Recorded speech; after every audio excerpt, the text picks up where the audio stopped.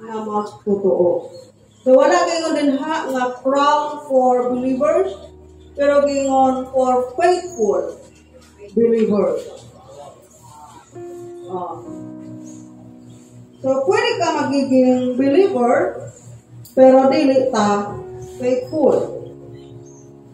Unsa man ang kinaiya sa usa ka faithful nga believer?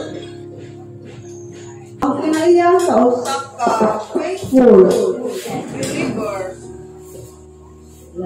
dili siya salawayon, dili masaway, maayo ang iyahang kinaiya, kinabuhi, dili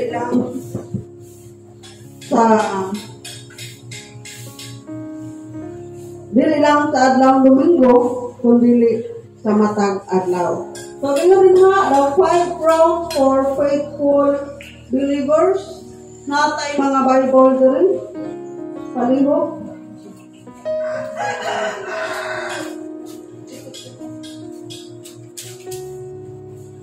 So, hello. Unsa man ay ang corona? Nga naman dili tanan makadawat o corona.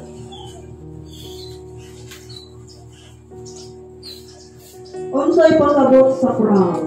Isip Kristohan.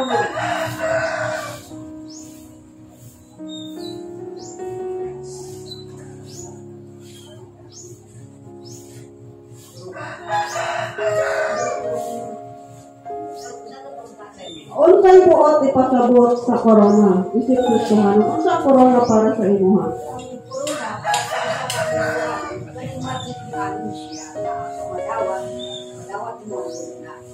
Kung matinud-anon ka, nakay corona. So, pasabot? Price. Ganon. Dala sa likod, Sister Cora.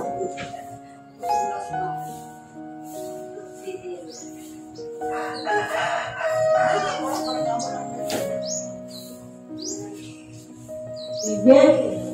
So, ang corona, pwede na to siya, meron siya ang simbolo. Kung saan ang ginang simbolo? Symbolize first, corona. Kaya dili ka kadawat o corona, kung dili ka faithful. Tama? Inheritance. Unsay mo pasabot sa inheritance? Share.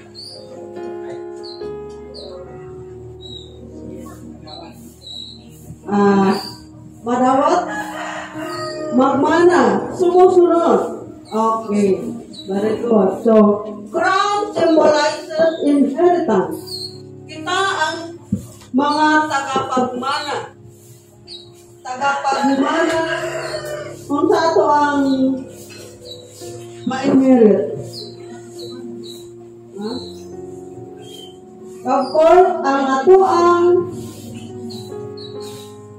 ang masunod, dili bahandi sa kalibutan, kundi bahandi na langit nun.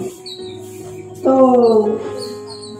basahon na to ang 1 Corinthians chapter 2, verse 1 Corinthians chapter 9, verse 25 to 27.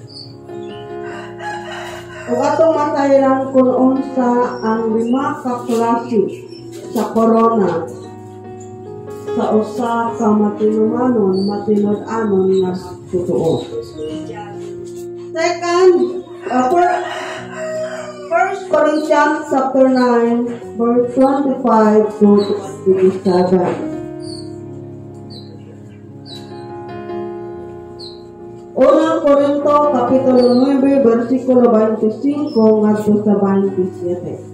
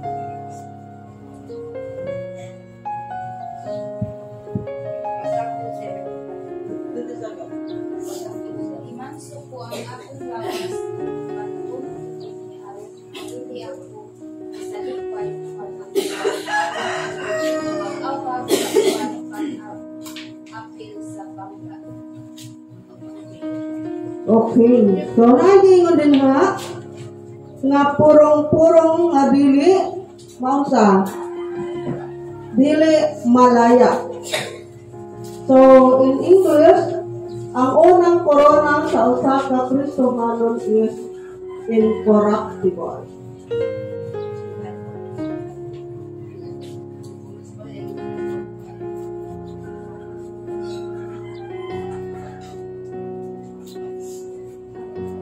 Incorruptible crown, 2 Corinthians chapter 9, verse 25 to 27. So, ganyan din na, bata matag magdudula, magbansay-bansay.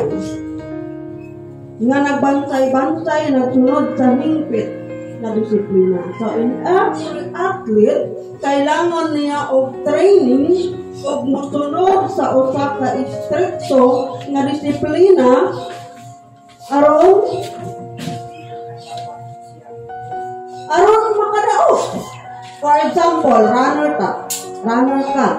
At atleta ka, ang imong ibang is runner. Unsa man ang training sa usa ka runner? Jogging. Of course, diet. Mag-jogging ka para ang imong hangin, taas kag hangin, dili kadali makuyapan. Kaya kung runner ka, o na magtigira kag ligid-ligid sa imong higdaanan, magtigira po kag kaon, pag-abot sa dula, makuyapan ka.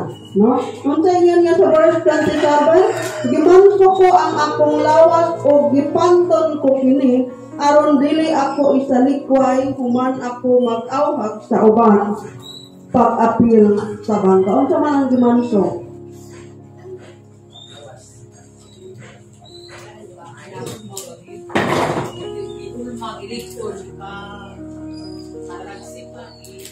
Nasa gym, naka sa gym, naka-specific nga part kung unsa ang imuhang i-trim. So, the right term is i-trim.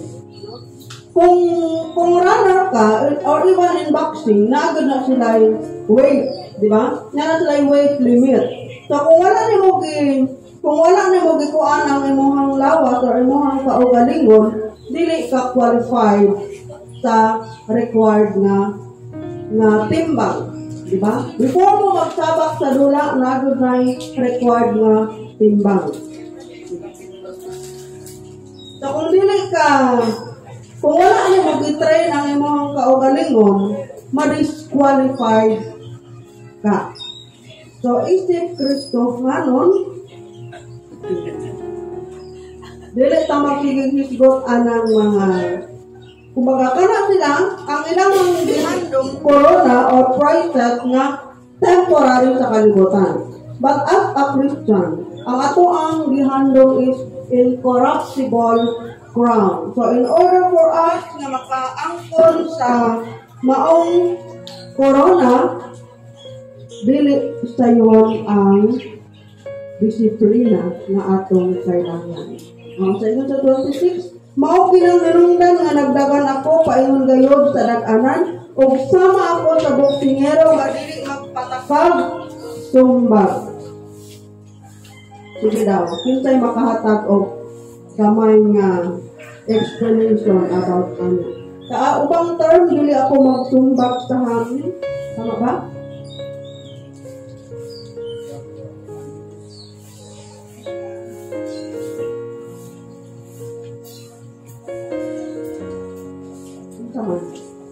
Verse 26. Dili ako magpatakag sumbag or dili ako magsumbag sa hangin sa ibang translation. Unsay buhat ipasabot? Kung mga paksa naman po, pag dili nila ma-hit sa kailangan target, delikado sa pagsakaway.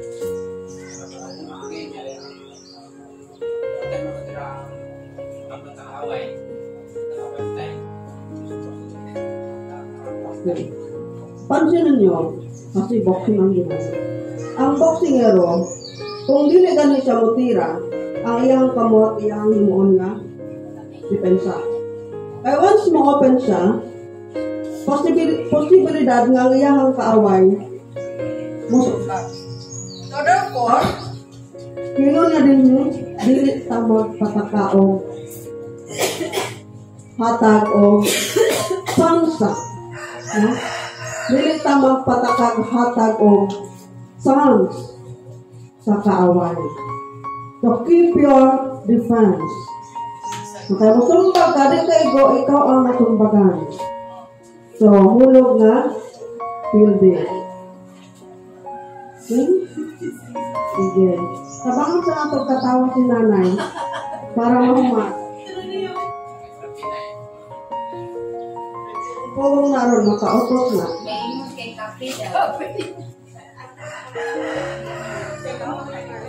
Scripture number 2. Okay na pa.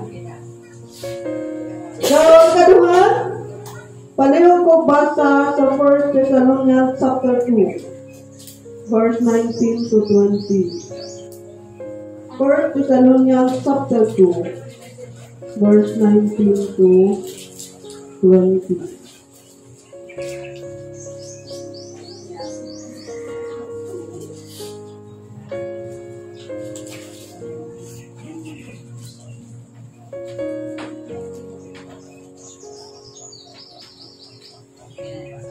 First Thessalonians chapter 2, verse 19 to 20. Pareho ko basa.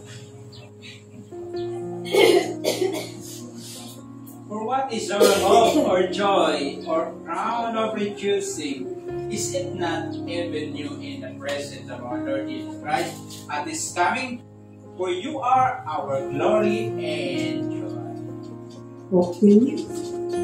So, ang ikaduha nga crown din ha is crown of rejoicing. Sabi mo na din ha, kamo lamang ang among paglaom, ang among kalipay, o hinungdan sa pagpagarbo namo sa among kadaugan at tubangan sa atong Ginoong Hesus. Kamo gayud ang among garbo o kalipay. So ikaduha is the crown of rejoicing.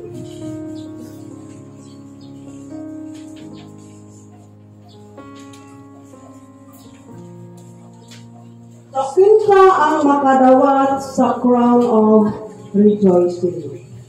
Kinsa man ang malipay? Sino ang sasaya?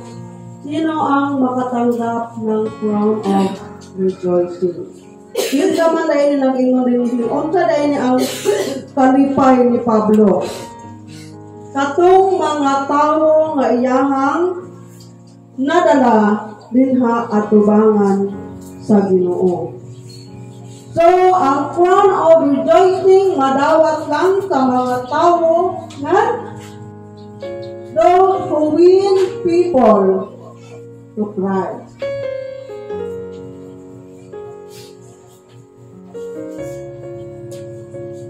Katong mga nangimbitan, katong mga nangapig og kalag, padulong sa atubangan sa ato ang buhi nga Dios. Dili padulong sa daghan ba klase ang mga nabi.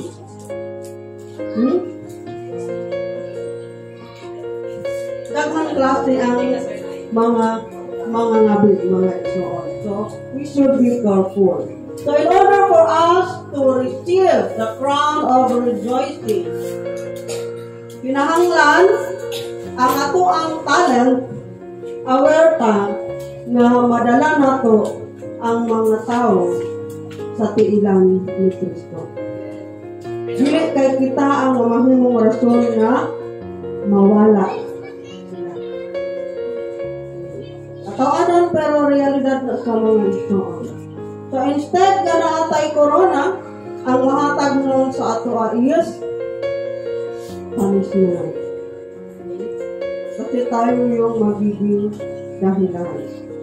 The crown of rejoicing ay matatanggap lamang ng mga taong nagdadala ng mga kaluluwa sa paanan ng ating Diyos. Number 3, basahon na to ang Revelation chapter 2 verse 10. Kabalo ko memorize na to ang putol, yung second phrase. Pero wala na to nakuan ang sinugdanan. No? Revelation chapter 2 verse 10. Those who say they are, do not fear any of those things which you are about to suffer. Then the devil is about to throw some of you into prison, that you may be tested, and you will have tribulation 10 days. Be faithful unto that, and I will give you the crown of life. Okay. No, salamat. So, ang atong memorize is be faithful unto that, and I will give you the crown of life. Pero bakit sinabi yun? Merong reason. No? Yun na rin nga, ayaw kahadlok sa tanan ni mong pag-aantuson. Do not be afraid. Kaya ang kaaway, maghimo siya o pamaagi, aron ites Diyos kung asa ta puto. So, ang ikatulo is the crown of life.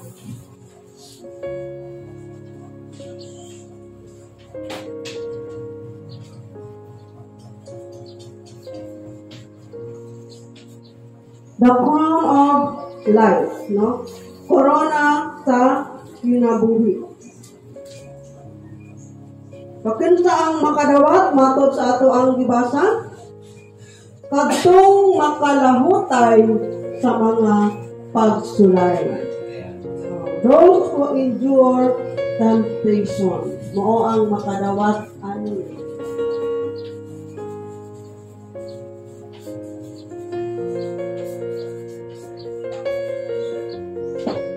The crown of life are for those who endure temptation. Mga pagsulay sa kinabuhi. Kaupat, 2 Timothy chapter 4 verse 8. Ikaduhang Timoteo kapitulo 4 versikulo 8. Palihog po basta.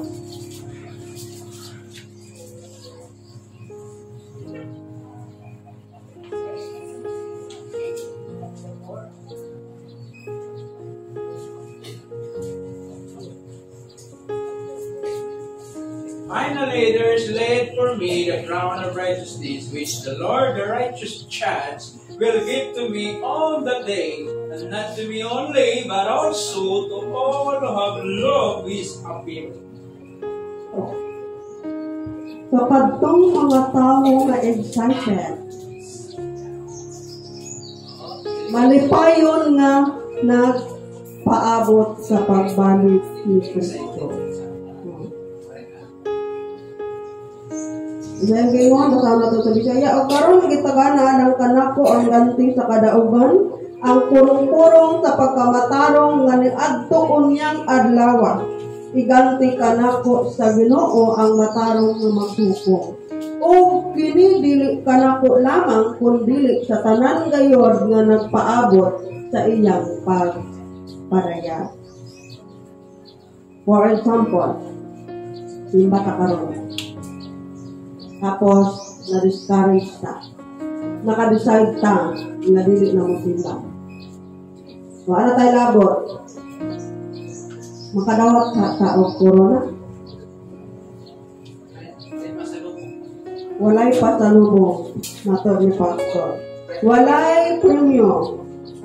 So, number 4 is crown of righteousness.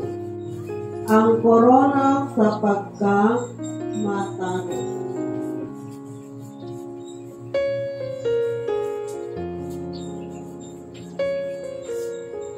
Ang makadawat, matod sa gibasa, those who love Christ appearing. Katong malipayon na nagpaabot sa pagpadayag ni Kristo.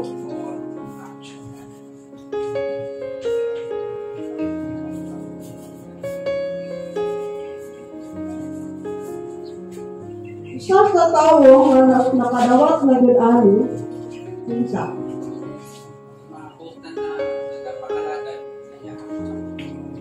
Umaabot nga pag-abot.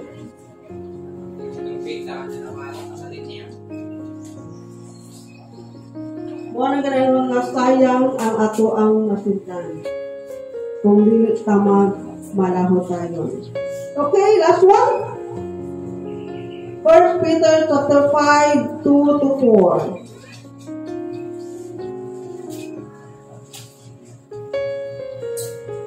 Unang Pedro, Kapitulo 5, versikulo 2 nato sa 4.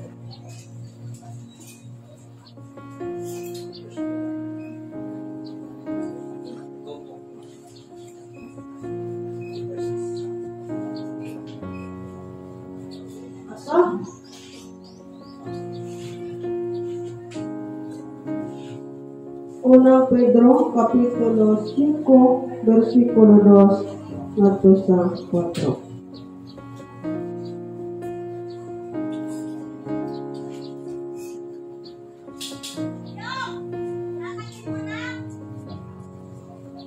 Hello.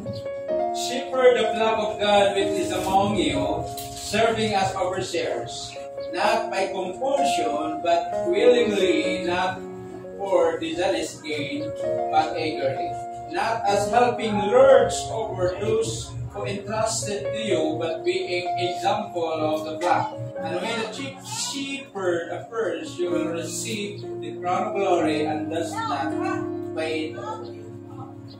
Okay, ang saan kalima? Crown of glory. Purong-purong sa himaya.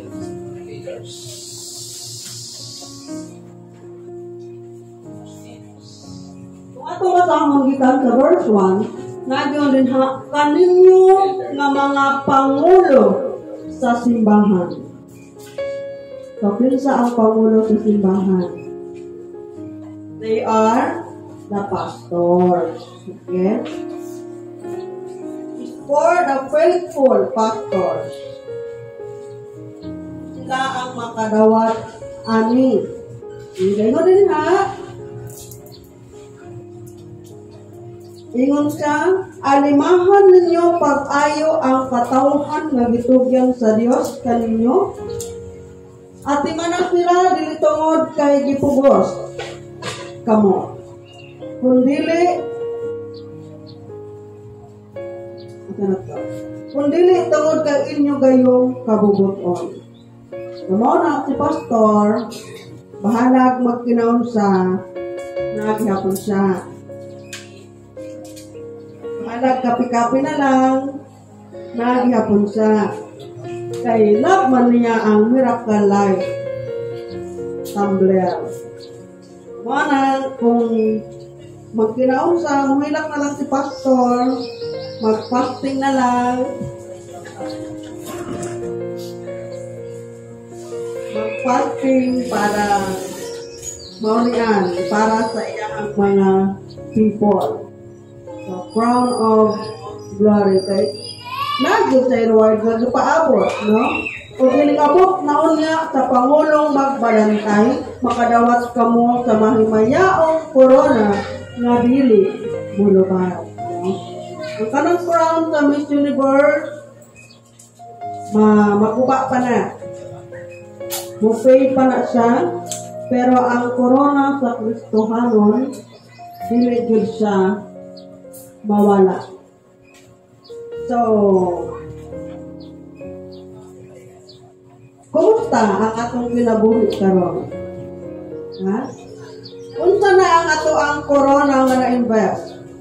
Out of 5 crowns, unsa na ang corona nga ato ang napundar? Ha? Incorruptible crown,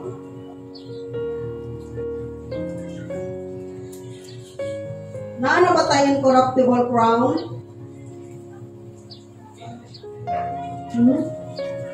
Incorruptible crown, katulis ang mga nagmalahotayon, mga nitrain sa ilangang kaugalingon, naanay pagpantol sa kaugalingon, meron ng self-control nga dili na magpahiuyon sa kalibutan, mga bag-o ng binuhat.